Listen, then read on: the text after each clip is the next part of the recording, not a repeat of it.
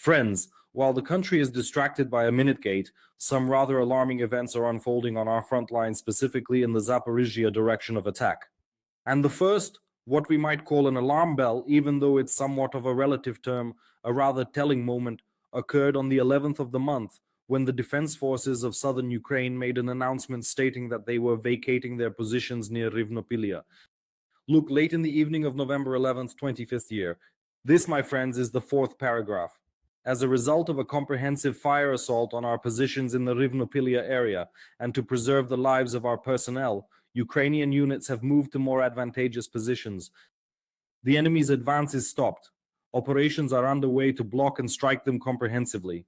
Fierce battles are also ongoing in other sectors of the line of contact in these directions. That is the Oleksandrivsky direction of attack and the Huliaipole direction of attack, where the enemy relentlessly carries out massive shelling attacks. Presently, Privilne, Zeleny High, Rivnopillia, Pavlivka, Vorony, Stepov, and Novopavlivsky are under assault. So Rivnopillia is no longer controlled by the defense forces. I'll display the map momentarily. However, it's crucial to point out that this occurred on the 11th day. Within just one day, President Volodymyr Zelensky embarks on an urgent trip to Zaporizhzhia. A military headquarters meeting is underway, and this essentially means that the President's office, Volodymyr Zelensky, and the General Staff acknowledge the exceedingly critical situation that is currently developing in Zaporizhzhia, yet this is not the complete picture, considering that the dynamic nature of the ongoing combat in that particular direction. Now let's take a look at the map. You can observe Huliaipole and also Rivnopillia, which was formerly under control but is now not. No, wait, an advance is underway, and it's progressing specifically in the direction of Huliaipole. This constitutes the current strategic intent of the Russian Federation and its military. So what's occurring with us currently? At this moment, we face an absolute communication vacuum.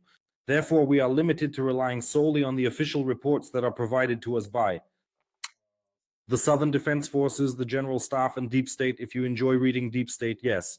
Thus, numerous contradictions are visibly surfacing, and this is clearly evidenced in the commentary and posts from various observers, military experts, and notably Mariana Bezugla, who frequently and enthusiastically voices her opinions on the actions of the General Staff and General Syrskyi himself. She also draws attention to the critical problem that is unfolding in this particular sector of the front line. This is what she writes, stating that her post today states, the city of Huliaipole, Nestor Makhno's homeland, has become yet another victim of military mismanagement and the president's desire to keep Syrskyi. Say goodbye to the city in Zaporizhzhia direction. Well, this information from Mariana Bezugla at this very moment, well, it comes across as quite sensational and exceedingly bold. However, it is Mariana Bezugla who, as you probably already know, consistently criticizes the General Staff. She writes that this is virtually a reenactment of the Pokrovsk situation. The defensive operation there is ongoing in Pokrovsk, the Pokrovsk agglomeration, but the infiltration of Russian military is immense, and Bezugla insists she warned 250 times that this would happen if the tactical and strategic approach wasn't changed. Although, once again, she is not a military person at all. But let's read on. An evacuation has been announced there, meaning Huliaipole. Yes, it's being razed to the ground. They're flanking it, and soon the fighting will be in Huliaipole itself. Our history is being destroyed by the Russians, yet they are significantly aided by incompetent commanders and a distinct absence of political resolve. Now, Vasil Pekno, a military observer who is quite popular and whom I know personally, possesses a unique and invaluable quality. His great worth lies in the fact that he communicates directly with military personnel. So here, please, is his comprehensive assessment regarding the Huliaipole direction of attack. Additionally, today I got several calls from soldiers operating in that particular direction of attack. Unfortunately, the situation here is truly critical. After the loss of Rivnopillia, Zeleny High and Chervony are now under threat. The Russians possess the capability to infiltrate the rear of these specific settlements. Regrettably, Huliaipole is really unclear. At this point, we cannot yet definitively state that the logistical supply lines to this particular settlement have been severed, but what is certain is that the city's overall logistics infrastructure will soon fall under direct fire control. I just want to bring up the map for you right now, mainly because reading Vasil Pekno's correspondence is much more effective when it's demonstrated visually. This way, you'll immediately grasp the unfolding situation and understand what's really going on, giving you a clearer picture of events. That's the story. Huliaipole's prospects are very unclear. Right now, we can't talk about cutting off logistics to this settlement, but the city's logistics will be under fire control. With their advance on Huliaipole, the enemy would gain strategic opportunities to push north, specifically in the direction of Pokrovsk, which, as you can observe, is located at the top portion of the slide. And then continuing towards Novomykolaivka, yes, that's Novomykolaivka right there, or moving west in the direction of Orikhiv. To sum up, the situation is indeed extremely perilous.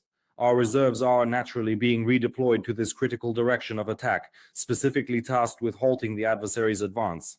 And once more, remembering Bezugla, her assessment leads one to ponder, are these troop redeployments occurring too late yet again, specifically if we consider Vasil Pekno's evaluation of the situation?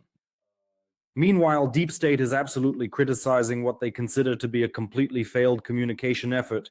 This is due to numerous inaccuracies which result in a rather confusing and muddled picture of the situation. At the same time, Deep State writes, we want to highlight the decision by the defense forces of the South to withdraw from unfavorable positions. The public has long demanded realistic decisions from the command to save what is most valuable, the personnel. However, there is still work to be done regarding internal communication, especially when the Southern Defense Forces announce one number of liberated settlements, the commander-in-chief states a different figure, and the assault troop commander, following established protocol, persists in clearing, assaulting, and liberating areas. This is completely inappropriate given the current situation and truly serves to erode the public's confidence and trust. But the most perilous situation, I believe, and one that absolutely requires our attention.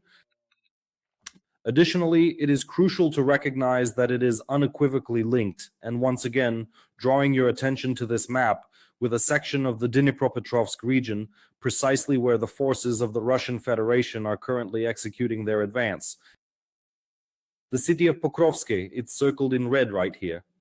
Friends, this is the Dnipropetrovsk region, and the town of Pokrovsk, as assessed by another serviceman whom you certainly know well if you keep up with military maps and general overviews, including Vasil Pekno's, is identified by his call sign, Muchny.